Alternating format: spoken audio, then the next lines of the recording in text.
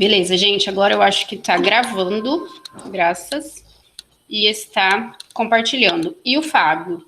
Vamos ver se o Fábio conseguiu entrar. Conseguiu entrar. Então, joia. Tudo certo agora. Beleza, Fábio? Vamos lá, então, gente. Nós vamos estudar hoje, então, na nossa aula 7, o concurso de agente, ou concurso de pessoas. O que é o concurso de pessoas ou concurso de agente aqui no direito penal? É quando duas ou mais pessoas se unem para a prática de um delito, certo? E qual é o desdobramento disso? Por que é importante a gente estudar isso? Para a gente ver se aquelas pessoas que se uniram para a prática de determinado delito, se elas vão responder pelo mesmo delito, se elas vão responder por delitos distintos. Por isso é importante a importância, né, do estudo do concurso de agentes ou concurso de pessoas. Então, vamos lá. Primeiro, a gente tem que saber que no nosso direito penal existem vários delitos que podem ser cometidos por uma só pessoa e outros que a gente chama de concurso necessário, que necessariamente precisa haver mais de uma pessoa. Então, aqui a gente já tem uma divisão. A gente divide em crimes de concurso necessário e crimes de concurso eventual. Vamos lá. Vamos lá. A gente tem aqui os crimes, uma divisão aí, crimes de concurso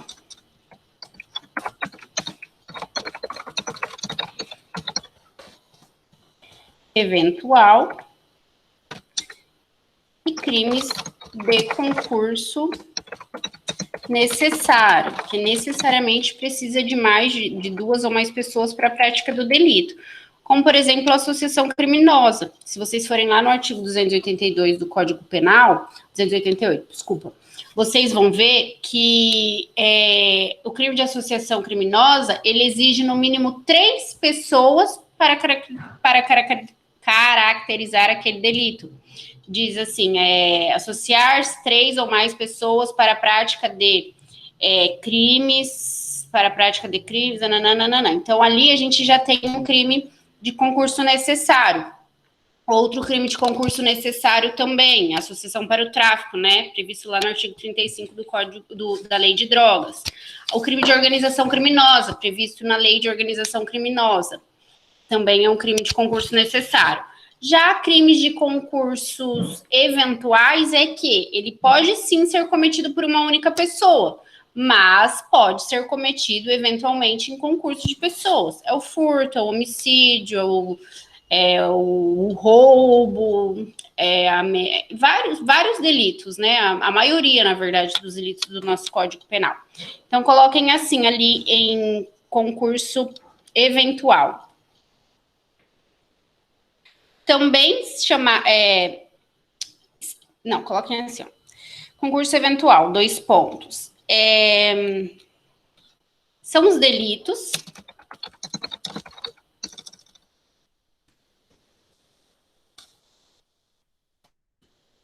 que podem ser praticados por uma só pessoa, um só agente, e uma só pessoa, vírgula, mas eventualmente pode haver o concurso de agentes ou concurso de pessoas, tá? Esse crime que pode ser praticado por uma única pessoa, a gente chama de crime unissubjetivo. Coloca entre parênteses aqui, ó, unissubjetivo. Subjetivo vem de sujeito, né? Unissubjetivo vem de sujeito. E única é uma única pessoa. Então, a gente chama de crimes unissubjetivos.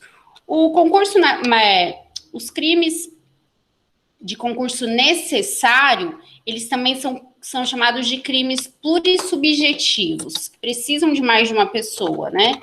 Crimes plurissubjetivos. O que seria isso? Necessariamente haverá um concurso de agentes.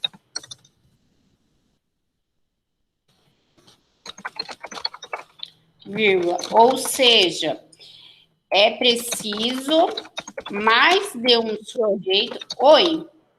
Não tá aparecendo a tela. Ah, jura?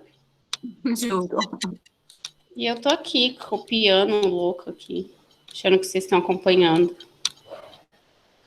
Aí, acho que agora foi, né? Ai, agora foi, professor. Então, agora eu vou até dar um tempinho para vocês copiarem o que eu escrevi. Ó, coloquei aqui os crimes de concurso eventual e o que eu ditei, né? Que alguns devem ter conseguido aí acompanhar e tá escrito ali. E aqui os crimes de concurso necessário. Um tempinho aí para vocês copiarem.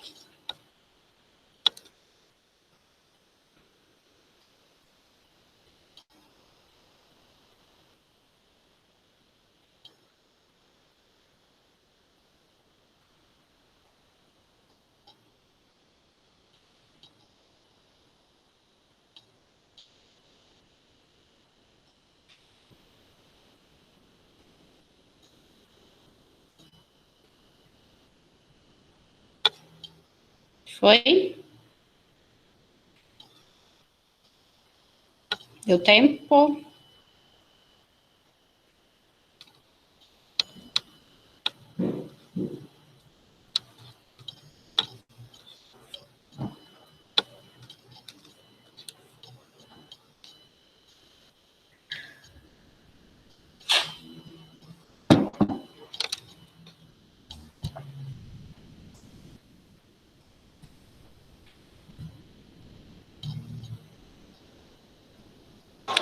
Beleza, continuando aqui então. Crimes de concurso necessários são os crimes plurissubjetivos, ou seja, mais de um sujeito. Necessariamente haverá um concurso de agentes, ou seja, é preciso, ou isto é, né? É preciso mais de um sujeito para caracterizar o delito. Aí, por exemplo, aqui a gente tem crime de associação criminosa. Ele está lá no artigo 288 do Código Penal.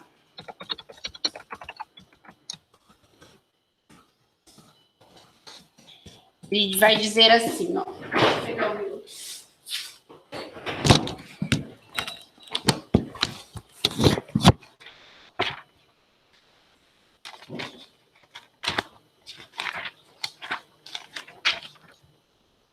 Ele vai dizer assim, ó. Associarem-se 3 ou mais pessoas para o fim específico de cometer crimes. Então, só vai caracterizar, além dos elementos, né, fim específico de cometer crime, a gente precisa de 3 ou mais pessoas. Uma única pessoa ou 2 pessoas aqui não são suficientes. Então, a gente chama de crime de concurso necessário. Por exemplo, o crime de associação criminosa previsto no artigo 288, que é necessário 3 ou mais pessoas. Certo? Organização criminosa, 4 ou mais pessoas. O artigo 35 da Lei de Drogas, ele não vem a quantidade de pessoas. Deixa eu até pegar aqui para ver se eu estou enganada, mas eu acho que é isso mesmo. Ele fala associarem-se, mas não fala quantas pessoas. É o artigo 35 da Lei de Drogas. Vamos ver se eu estou enganada, se fala de quantidade de pessoas. Fala, 2 ou mais. Associarem-se 2 ou mais pessoas para o fim de praticar reiteradamente ou não qualquer dos crimes previstos no artigo 33, parágrafo 1º e 34 desta lei, que é os crimes de tráfico, né? Tráfico de drogas. Então, como exemplo, a gente tem aqui o de associação, a gente tem o organização criminosa, que é 4 ou mais. E a gente tem o crime de associação para o tráfico, que é 2 ou mais pessoas.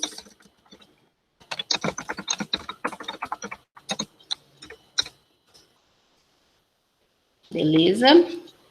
Então, aqui no primeiro momento, essa classificação em crime unissubjetivo e crime plurissubjetivo, né? Ou crime de concurso eventual e crime de concurso necessário. Beleza, vamos lá, vamos continuando. O concurso de agentes está disposto no nosso Código Penal no artigo 29 caput. O artigo 29 caput vai trazer a seguinte redação.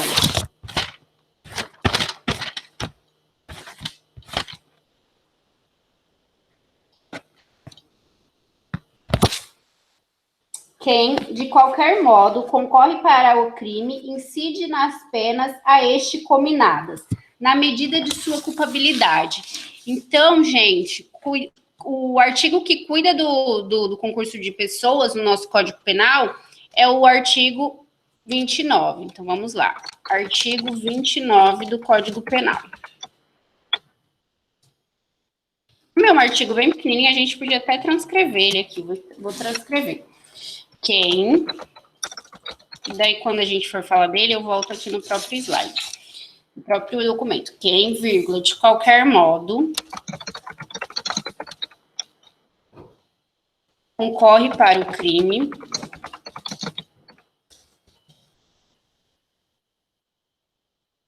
incide nas penas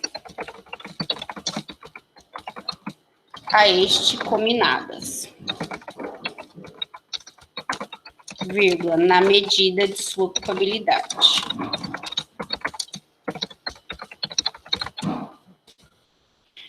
Então, gente, por aqui a gente vai, por este artigo, a gente vai descobrir qual que é a teoria adotada pelo nosso Código Penal, mas já, tá?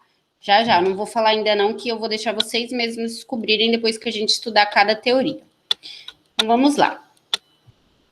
Então, fala-se em concurso quando ou duas mais pessoas praticam, né, concorrem para a prática de um delito. Existem os requisitos necessários para caracterizar um concurso de agentes, certo? Veja bem, por que eu digo que existem é necessária a presença dos requisitos? Imagine que eu e o Fábio queremos matar a Nayene Nogueira. Nossa, foi forte. Imagine que os dois querem aí a prática do homicídio, tem o desejo de matar a Nayene.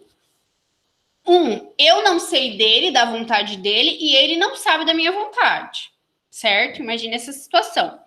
Eu fico atrás da árvore do lado direito da faculdade e ele fica atrás do pilar do lado esquerdo da faculdade. A Nayene sai desfilando, né, com a sua bolsa e vai pegar o seu carro que está lá no estacionamento e os dois atiram, cada um no seu lado e sem saber um do outro. Correto? Imagine, houve concurso de agentes para a prática da mesma infração criminal? O que vocês acham? Sim ou não? A Nayene acha que sim. Fernando, não. Por quê, Fernando? Bruna, não. Por quê? Vixe, todo mundo não. Henrique, não. Poli, não. Alguém me responda por quê.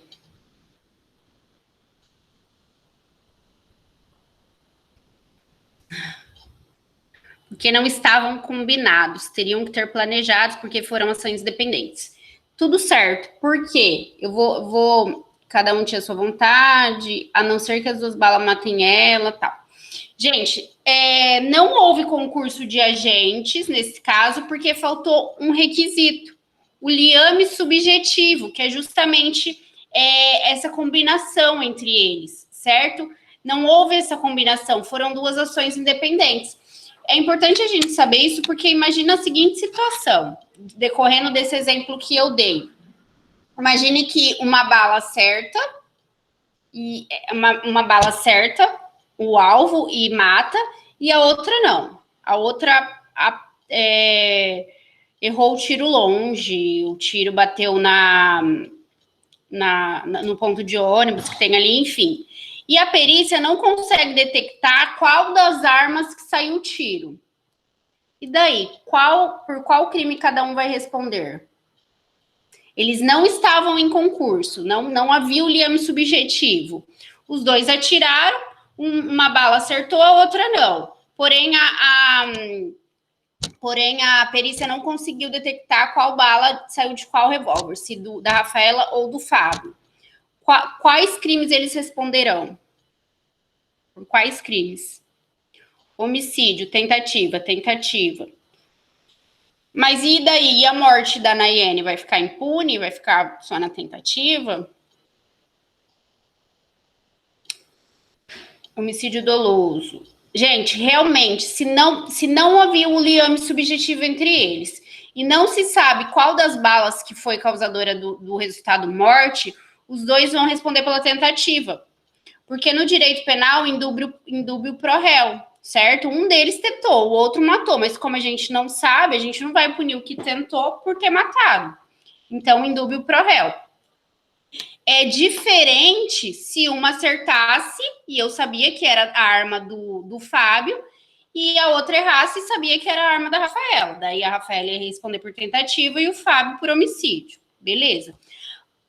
Outra situação. Eles estavam em liame. Eles estavam em liame subjetivo. Um acertou e o outro não. Qual crime vão responder?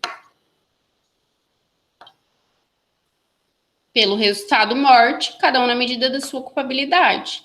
Então, aí, presente o liame subjetivo, os dois vão responder pelo resultado morte. Entendem?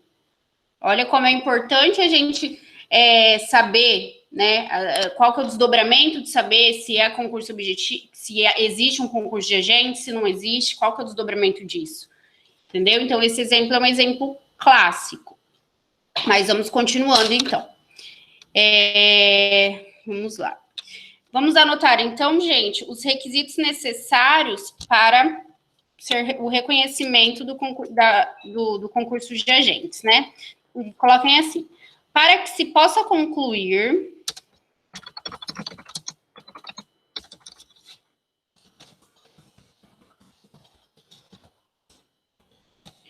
pelo concurso de agentes,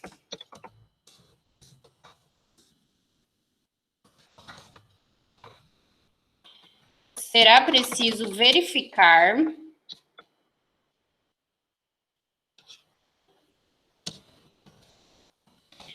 a presença dos seguintes requisitos. Para a gente analisar. Se há um concurso de agentes, no caso concreto, a gente tem que analisar a presença dos seguintes requisitos. Minha tela aqui de lado, peraí.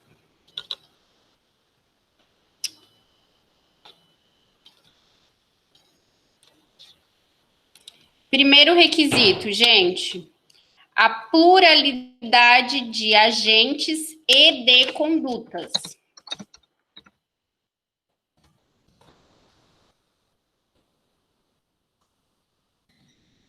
Então, precisa ter mais de um agente, é claro, e mais de uma conduta, certo? Cada qual com a sua conduta. Segundo, relevância causal de cada conduta. Cada conduta deve ser relevante para a prática do resultado fim. O liame subjetivo entre os agentes, que é justamente o que a gente não tinha ali no caso do Fábio e da Rafaela. Então, liame subjetivo entre os agentes. E quarta, a identidade da infração penal. Cada um, aliás, os agentes, eles têm uma infração penal idêntica. O objetivo, o dolo deles, a intenção deles é de praticar determinada infração, certo?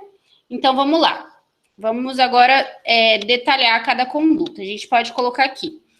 A pluralidade de agentes e de condutas. Coloquem assim. É necessário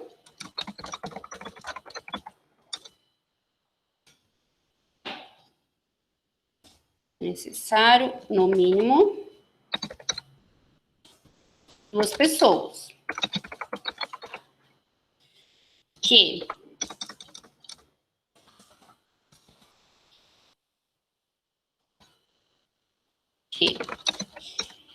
envidando esforços conjuntos almejam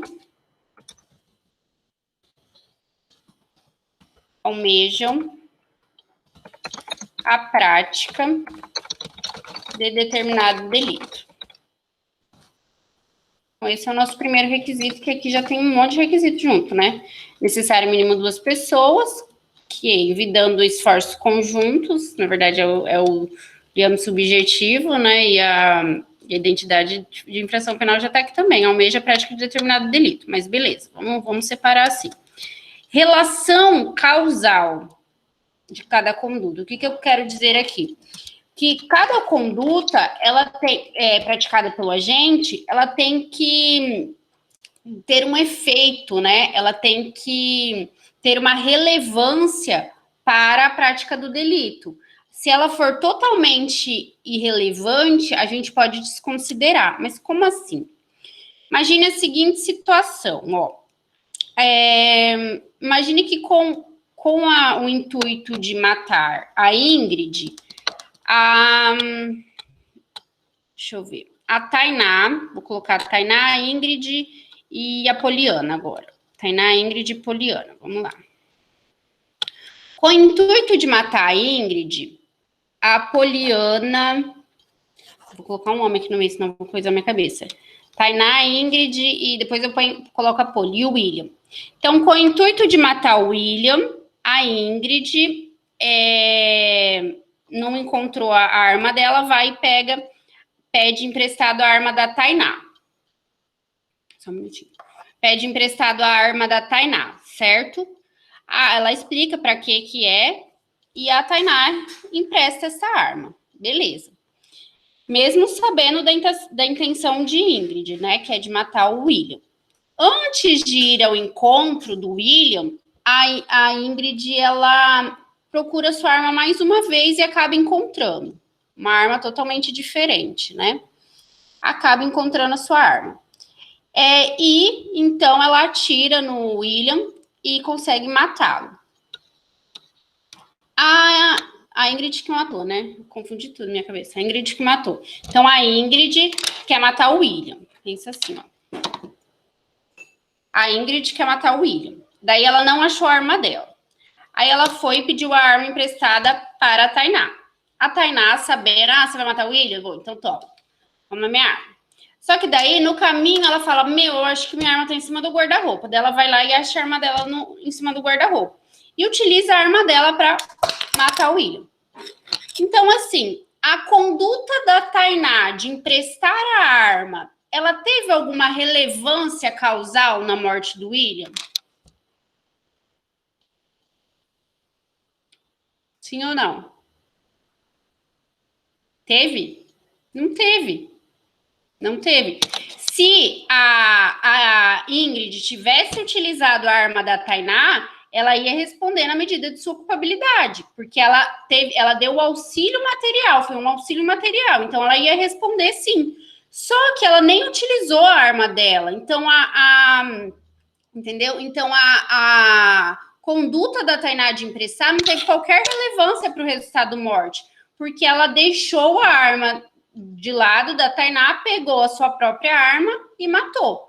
Mas veja bem, é exatamente esse exemplo que eu dei, tá? Ela pediu arma emprestada, é para tal, eu empresto tal. Isso aqui, beleza, isso aqui seria. Só que, como ela deixou de usar a arma, ela não vai responder. Vocês querem anotar esse exemplo? Vamos anotar? Então, peraí. Vou colocar A, B e C, tá? Para não colocar nomes. Nem por cumplicidade? Não é. Ela seria, sim, partícipe nesse caso, se ela tivesse sido utilizado a arma dela. Mas como ela não usou, não houve uma relevância causal. Por isso que ela não vai responder, entendeu? Eu vou falar ele para vocês, aí vamos ver se vai ficar claro ou se vocês quiserem eu explico de novo.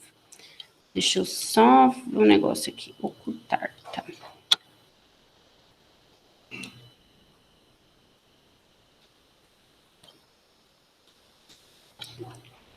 Vamos lá.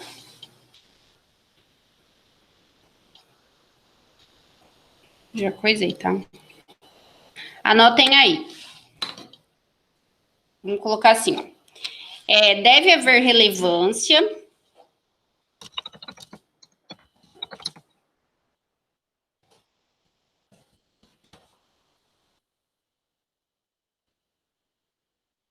a conduta levada a efeito pelo agente.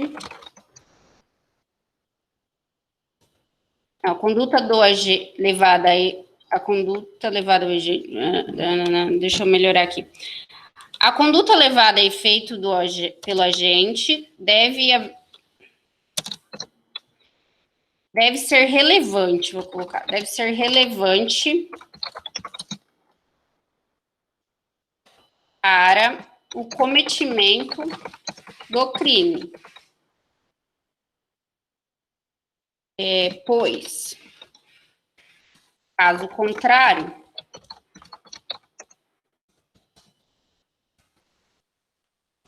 devemos desconsiderá-la.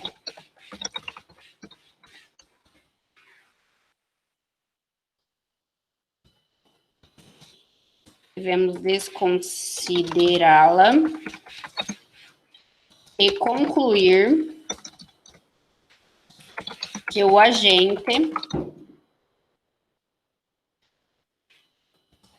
não concorreu para a prática do crime. Deixa eu ver se ficou bom.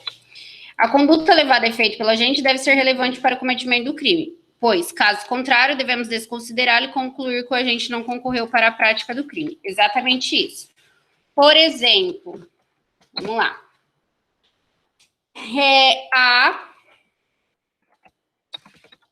Vou colocar um nome, né? João, com o propósito ou a intenção de causar a morte de Pedro, vírgula, pelo fato de não ter encontrado sua arma, vai até a residência de Henrique e, explicando-lhe o fato, vírgula, pede-lhe o seu revólver, ou a sua arma, né? Seu revólver emprestado. Tá. Aí, Henrique, mesmo sabendo da intenção de João, empresta-lhe a arma.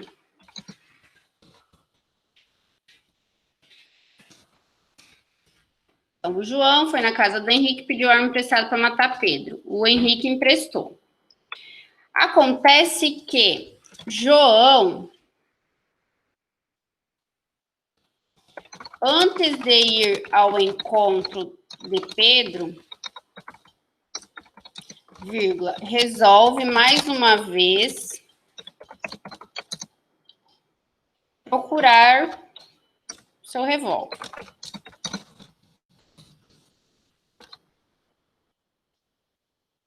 E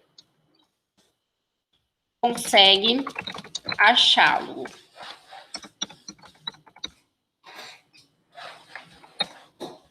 Assim,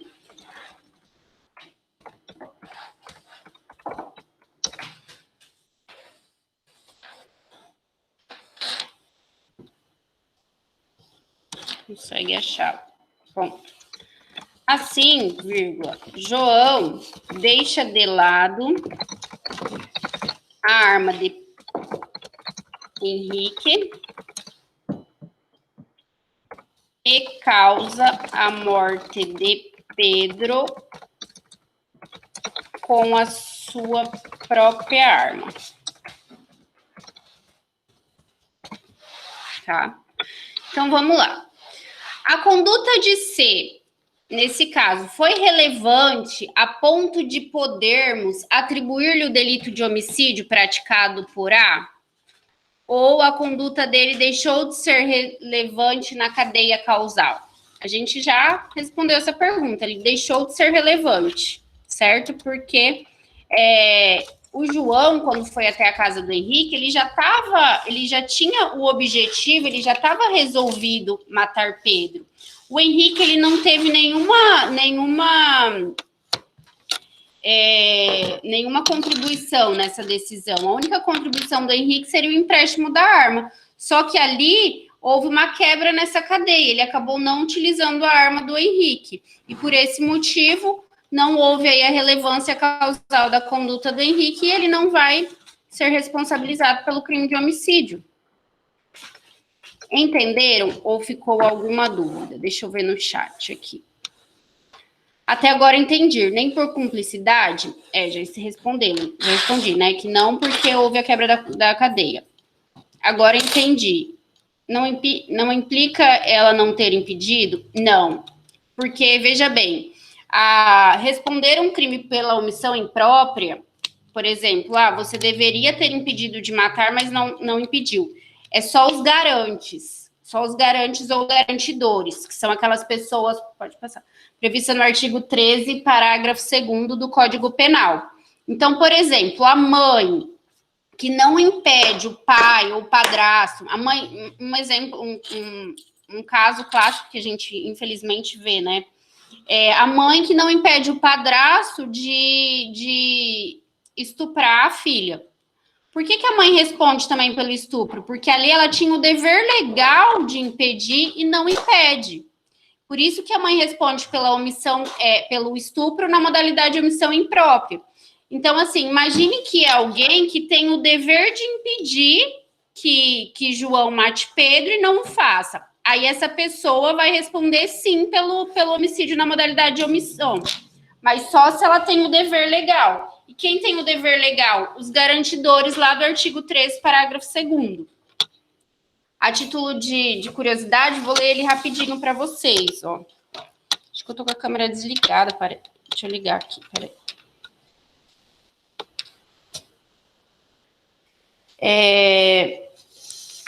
Olha lá, ó, fala assim no parágrafo 2º. Artigo 13, parágrafo 2º. A omissão é penalmente relevante quando o omitente devia e podia agir para evitar o resultado. O dever de agir incumbe a quem? A. Tenha por lei obrigação de cuidado, proteção ou vigilância. B. De outra forma, assumiu a responsabilidade de impedir o resultado. C. Com seu comportamento anterior, criou o risco da ocorrência do resultado.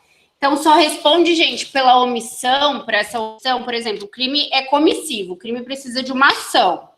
Por exemplo, ação de matar, ação de roubar, ação de atirar, de furtar, enfim.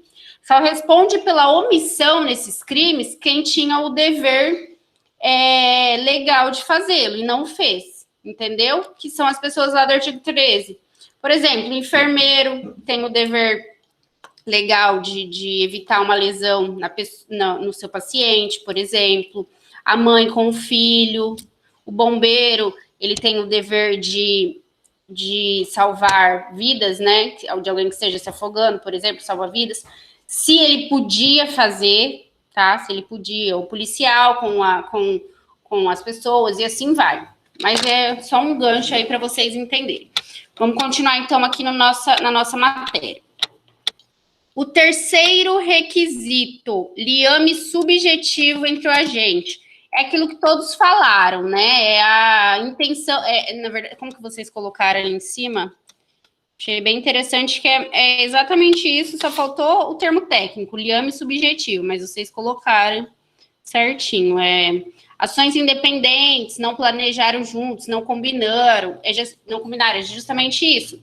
É a combinação, o liame subjetivo é a combinação, é o liame entre os dois sujeitos, né? A combinação entre os dois sujeitos. Mas vamos lá, anotem aí. Deixa eu pegar o meu aqui.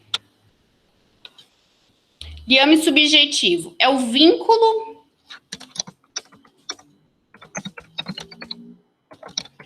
psicológico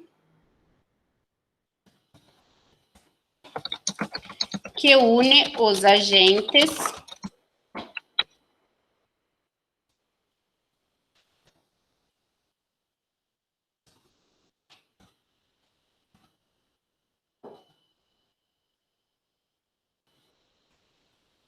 para a prática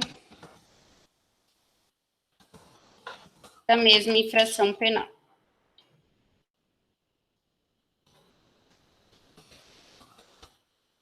Bom, vamos complementar aqui. Se não se conseguir vislumbrar o liame subjetivo entre os agentes, vírgula, cada qual responderá isoladamente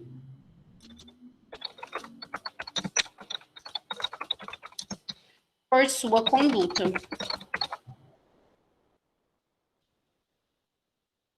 É aquele caso clássico que eu passei para vocês. Então, é necessário que haja o liame subjetivo, que nada mais é do que a combinação, o vínculo psicológico entre eles.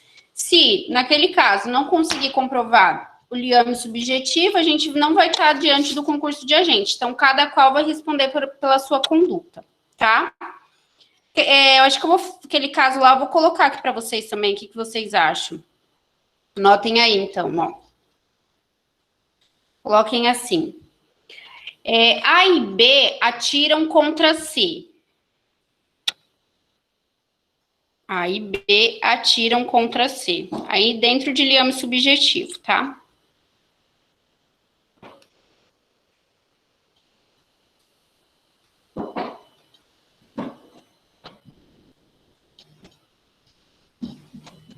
Vírgula. Sendo que um deles acerta mortalmente o alvo.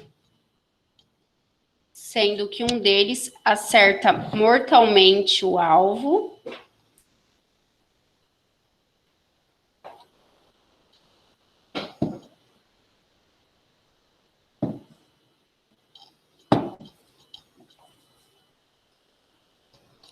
E o outro erra. E o outro erra. Bom, vírgula. Desculpa, vírgula. E o outro erra, vírgula. Não se sabendo qual deles conseguiu.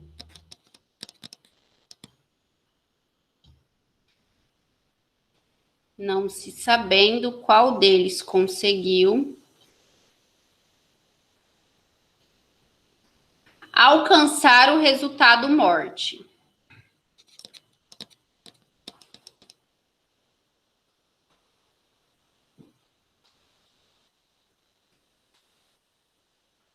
Então, dependendo do liame subjetivo aqui, da gente identificar ou não o liame, a gente cada um vai responder por um delito, né? Ou seja, olha a importância de se identificar aqui o liame, né, o vínculo psicológico, porque as imputações vão ser completamente distintas se a gente visualizar o liame ou se a gente não visualizar o liame. Então, vamos lá, as opções.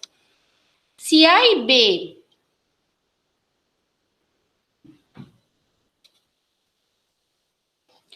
agiram unidos pelo liame subjetivo, se A e B agiram unidos pelo liame subjetivo,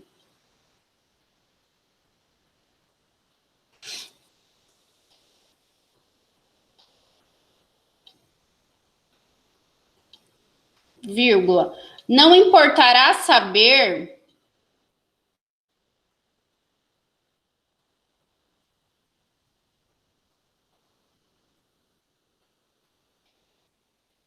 qual deles efetivamente acertou a vítima. Não importará saber qual deles efetivamente acertou a vítima. Vírgula, causando-lhe a morte.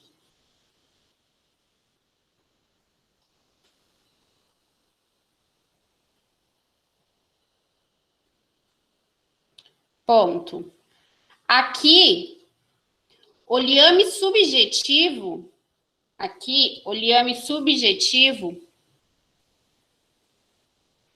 fará com que ambos respondam pelo homicídio consumado.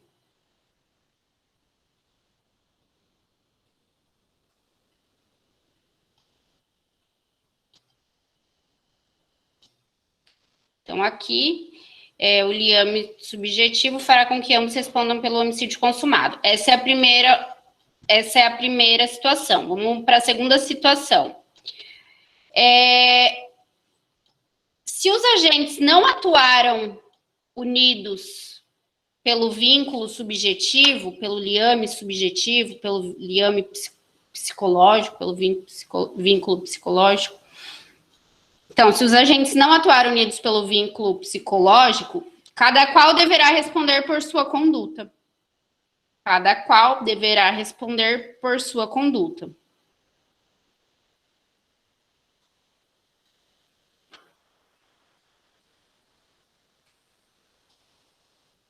Vixe, Nayane, onde você tá? Escreve aí.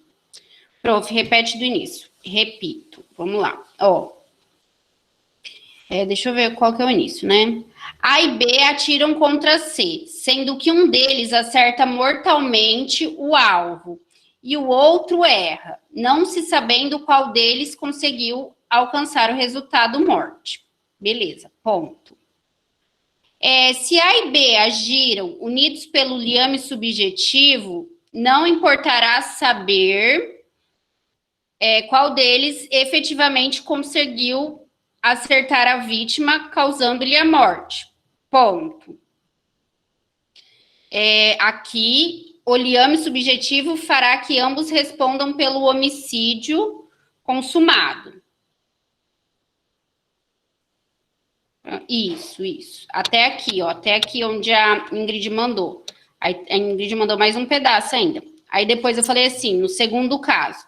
Mas, se os agentes não atuaram pelo liame psicológico, vírgula, cada qual deverá responder por sua conduta. Ponto.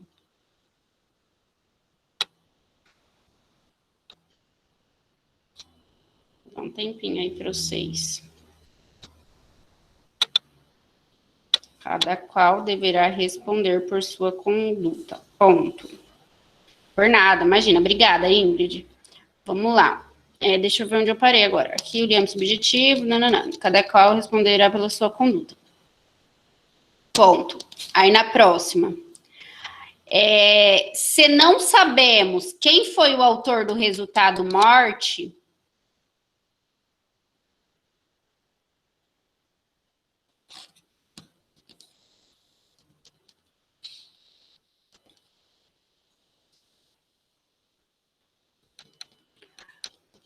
ambos deverão responder por homicídio tentado. Se não sabemos quem foi o autor do resultado morte, ambos deverão responder pelo crime de homicídio tentado. Ponto. Última frase, eu juro. Ponto. A dúvida, portanto, deverá beneficiar o réu. O agente, né? Os agentes. A dúvida, portanto, deverá beneficiar os agentes. Ponto. Então, é aquele exemplo que eu dei lá no começo, beleza? Agora eu só coloquei ele aqui dentro do liame subjetivo. Pegaram? Fechou? A última frase foi assim, ó.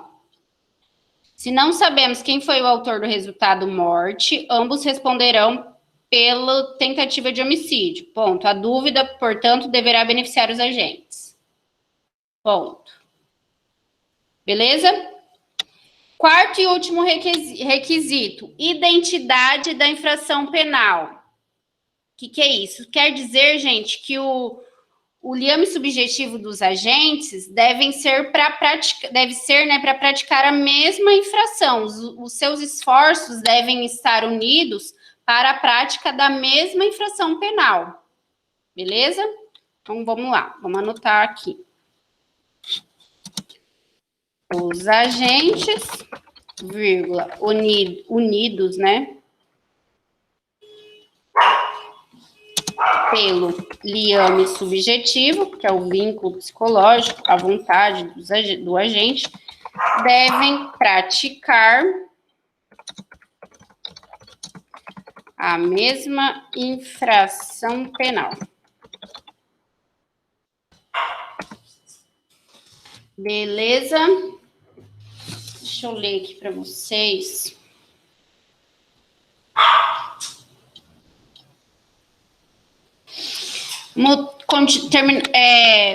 Anotado isso, gente, vamos ler ali os parágrafos do artigo 29. O artigo 29, caput, ele fala: quem de qualquer modo concorre para o crime incide nas penas a este combinado na medida de sua culpabilidade. Beleza? Então, quem concorreu para o crime, ou seja, tem os 4 requisitos lá, cada um vai responder por aquele crime na medida de sua culpabilidade. Tá, aí vai para o parágrafo. Parágrafo 1º. Se a participação for de menor importância, a pena pode ser diminuída de 1/6 a 1/3. Então, se a gente tem um caso concreto que o agente, a participação dele foi de menor importância para a prática do crime, do resultado criminoso, né? Então, um foi o autor, o outro foi o partícipe. A gente coloca ele ali no parágrafo 1º e diminui a pena dele de 1/6 a 1/3. Aí, olha o parágrafo 2º, que tem a ver com essa unidade subjetiva aí entre os agentes para infração penal. Se algum dos concorrentes quis participar de crime menos grave, ser-lhe-á aplicada a pena deste. Essa pena será aumentada até metade na hipótese de ter sido previsível o resultado mais grave. Como assim? Imagine que os agentes combinam de praticar um roubo. Só que um dos agentes, né, tinha a real intenção de praticar um roubo. O outro vai e comete um latrocínio, que é o roubo seguido de morte. Então, esse que tinha a intenção de praticar o roubo, ele pode aí ser beneficiado por esse parágrafo 2º e acabar respondendo só pelo roubo e não pelo latrocínio. Porém, daí vem a segunda parte do parágrafo 2º, que diz assim: essa pena será aumentada até metade na hipótese de ter sido previsível o resultado mais grave. Ora, eu estou indo praticar um roubo com uma arma de fogo municiada. Qual que é a probabilidade de sair um latrocínio ali? Alta, então é um resultado previsível.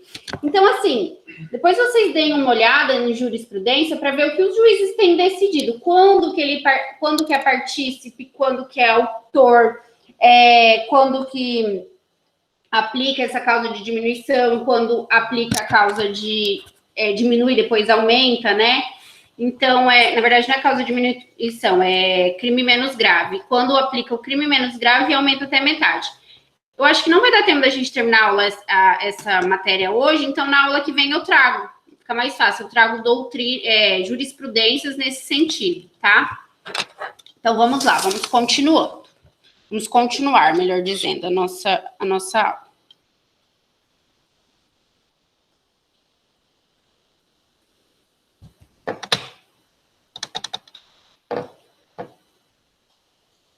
Vamos lá, falei então dos 4 requisitos. Agora eu vou falar sobre as teorias sobre o concurso de pessoas, que é aqui que eu quero que vocês descubram qual é a teoria adotada pelo nosso Código Penal. Então, vamos lá.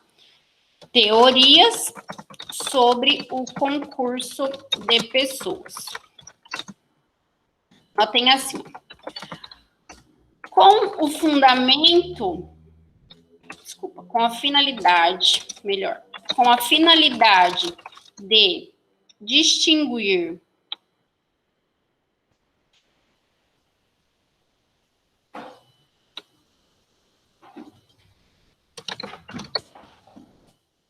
e apontar a infração penal cometida, eu acho que tem que aumentar a minha tela, né? Aí. A infração penal cometida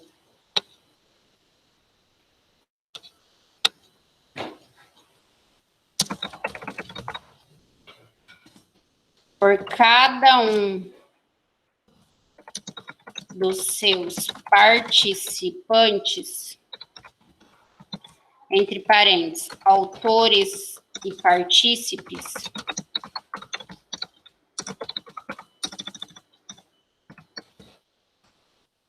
vírgula, surgiram 3 teorias que merecem destaques.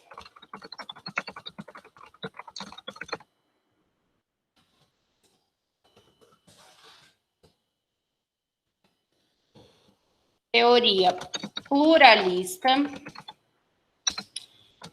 teoria dualista e teoria monista. Então, a gente tem essas 3 teorias que eu vou mencioná-las a partir de agora. Vamos lá, então. Dá um tempinho para vocês copiarem, respirarem.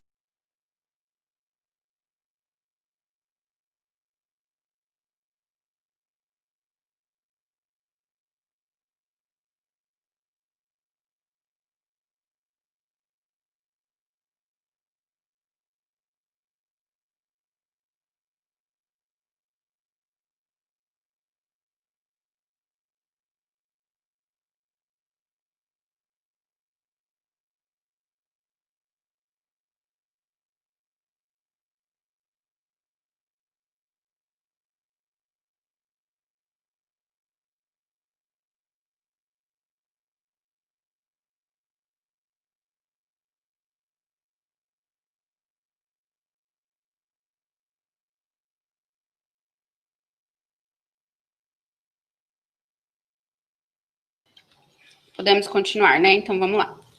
Coloquem ali. O que é a teoria pluralista? Gente, para a teoria pluralista, tem a pluralidade de pessoas, ao mesmo tempo tem a pluralidade de infrações, ou seja, haveria tantas infrações quanto fossem o número dos autores e o número de partícipes, certo? Em suma, essa é a pluralista. A monista diz que não, a monista diz que monista também conhecida como unitária, tá? Ela diz assim: todos aqueles que concorrem para um crime, incidem nas penas a este combinadas na medida de sua culpabilidade. Essa é a teoria monista. A teoria dualista diz: olha, distingue o crime praticado pelo autor daquele praticado pelo partícipe. Ou seja, haveria 2 infrações, uma praticada pelo autor e outra praticada pelo partícipe. Então, a gente tem essas 3 teorias. Nessa síntese que eu fiz rapidinho, qual vocês acham que é o... Tava desligado o microfone, tava mesmo. Qual vocês acham que é a teoria adotada pelo Código Penal? Eu vou distingui-la aqui para vocês no nosso slide, mas só para... Por isso que eu falei rapidinho. Pelo conceito que eu dei rapidinho, qual que vocês acham?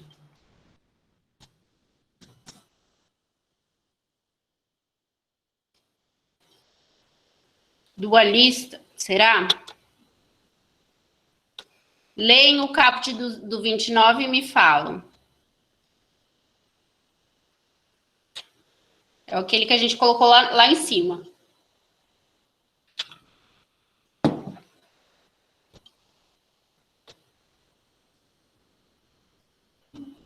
O Fernando já mudou, já.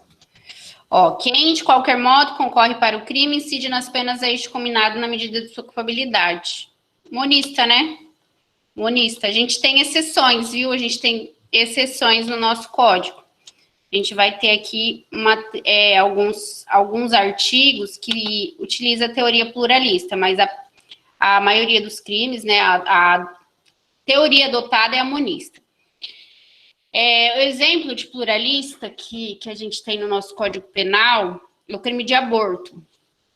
Por exemplo, a mulher vai até uma clínica clandestina e um médico clandestino comete o aborto nela, né? Se os dois praticaram, em âmbito subjetivo, praticaram o crime de aborto. Pela nossa teoria monista, os dois responderiam por um único crime, certo? Crime de aborto. Mas se vocês verem lá o crime de aborto, a partir do artigo 124 do Código Penal, são os crimes de aborto, vai até o 128. Tem o aborto praticado pela gestante, o aborto praticado por terceiro com consentimento da gestante e o aborto praticado por terceiro sem consentimento da gestante. Então, ali é um típico... É uma exceção à teoria monista. Ali aplica-se a pluralista, em que a mulher vai responder pelo 124 e o médico pelo 126. O falso médico, né? O médico clandestino. Então, é a mulher, ó, provoca aborto ou consente para que outro pratique, ela responde pelo 124. E o médico, o terceiro, que provoca o aborto com consentimento, responde pelo 126. Então, aí é um típico exemplo de exceção. Vamos colocar tudo isso no nosso material? Então, vamos lá. Teoria pluralista. Haverá, coloca assim, para a teoria pluralista,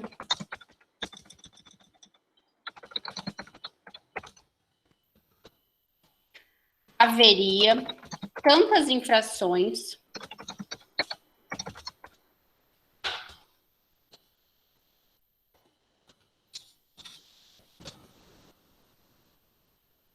penais quantos fossem o número de autores e partícipes.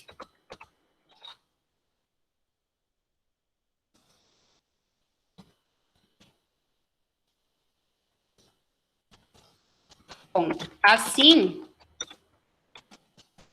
a cada participante, né, ou seja ele autor ou partícipe, corresponderia uma conduta própria, um crime próprio. No Código Penal,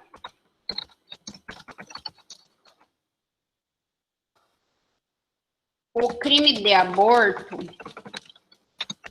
é uma típica exceção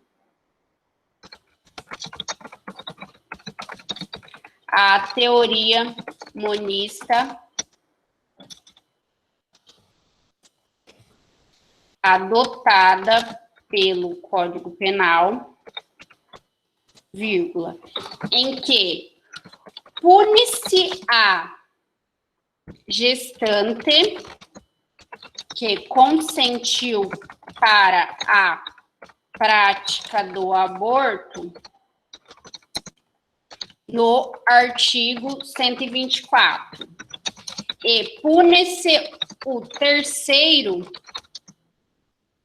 que praticou o aborto com o consentimento da gestante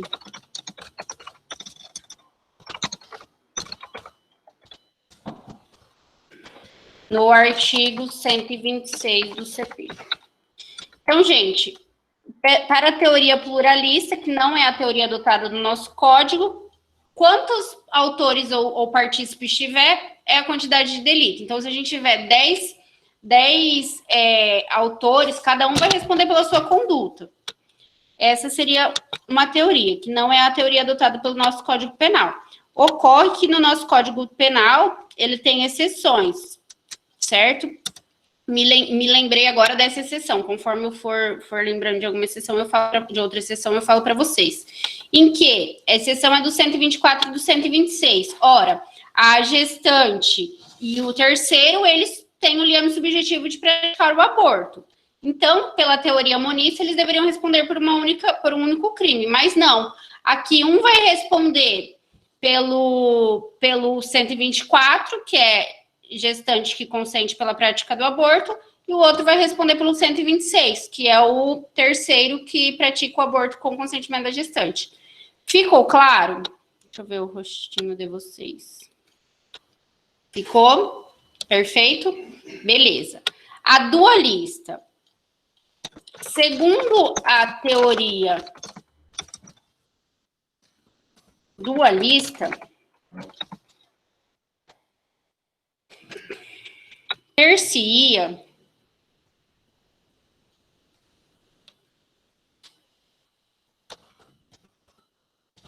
duas condutas, melhor, dois crimes. Dois pontos. Um praticado pelos autores e outro praticado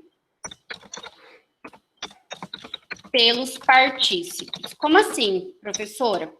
A gente vai ver que tem a distinção entre autor e partícipe. Autor é o que pratica a conduta principal e ele responde como autor. E o partícipe, ele vai responder ali, no parágrafo primeiro, né? Uma participação de menor importância, então ele é considerado partícipe.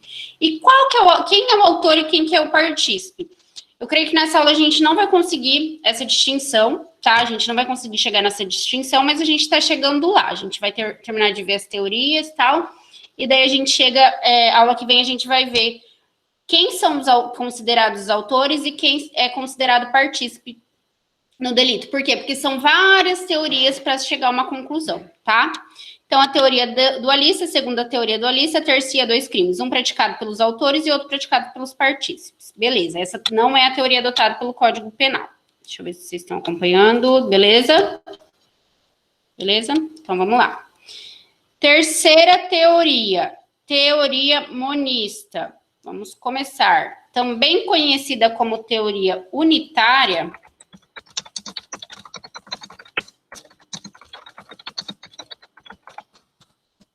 vírgula, adotada pelo nosso Código Penal,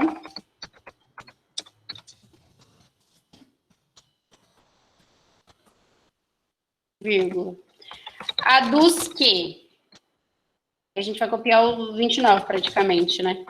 Todos aqueles que concorrem para o crime, vírgula, incidem nas penas a este cominadas.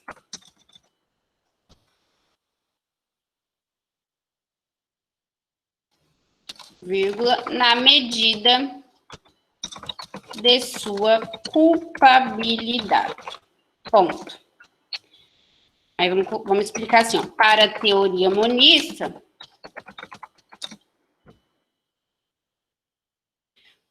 teoria monista, existe um crime único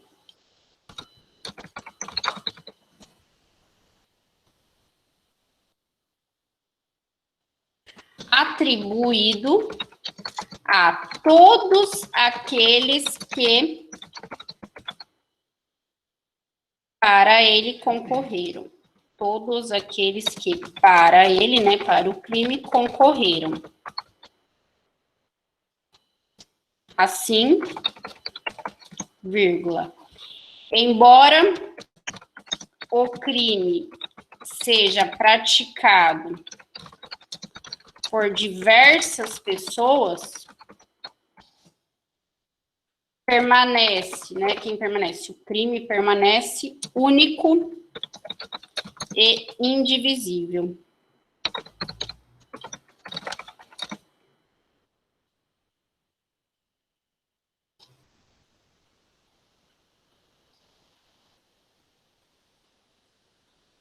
Beleza? Deixa eu ver o que mais que eu tenho que falar para vocês aqui. Entenderam, gente, diferença da teoria pluralista, dualista e monista? E que o nosso Código Penal, ele adota a teoria monista e que, em algumas exceções, a pluralista. Luiz Regis Prado, ele diz que o nosso Código Penal, ele adotou uma teoria monista temperada ou mista. Mas, assim, é pacífico que é monista, tá? É pacífico que é monista. Disse temperada ou mista porque realmente existe aí umas exceções, né? Vamos lá, vamos ver o que mais que eu posso falar para vocês nessa aula.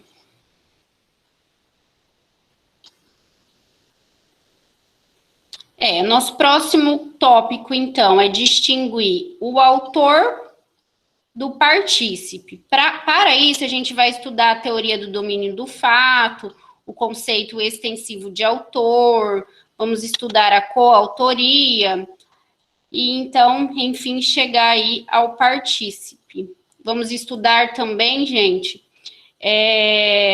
4 casos de autoria mediata e imediata, enfim.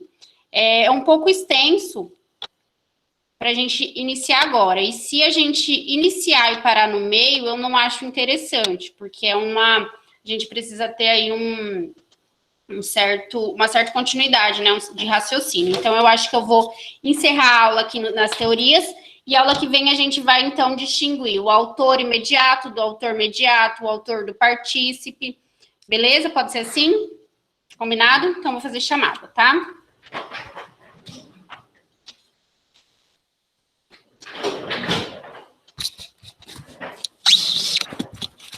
Dia 15.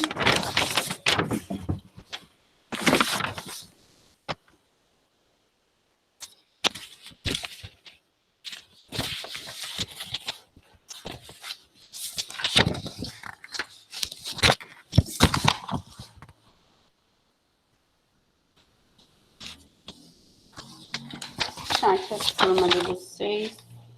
Bruna, Joyce, é isso, né? Essa turma, né? Então, vamos lá, 15/9. Bruna. Oi, tô aqui. Beleza. Joyce.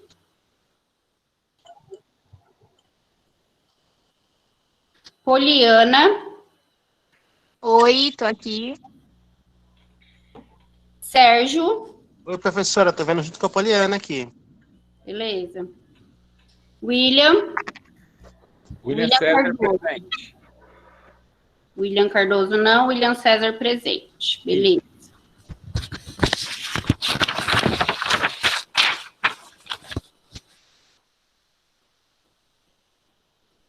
Ana Cláudia. Presente. Ana Paula Dias Pereira.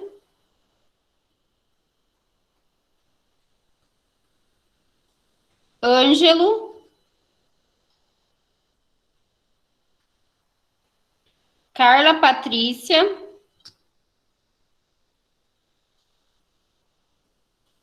Ellen Carolina. Presente. Ellen, respondeu? Beleza. Fábio Santos.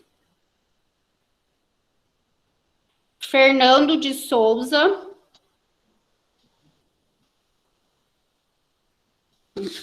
Grande evento, né, Fer? Aline.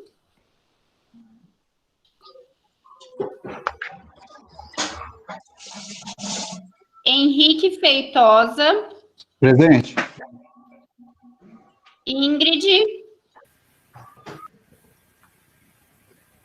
Ingrid tá aí. Isabela. Presente.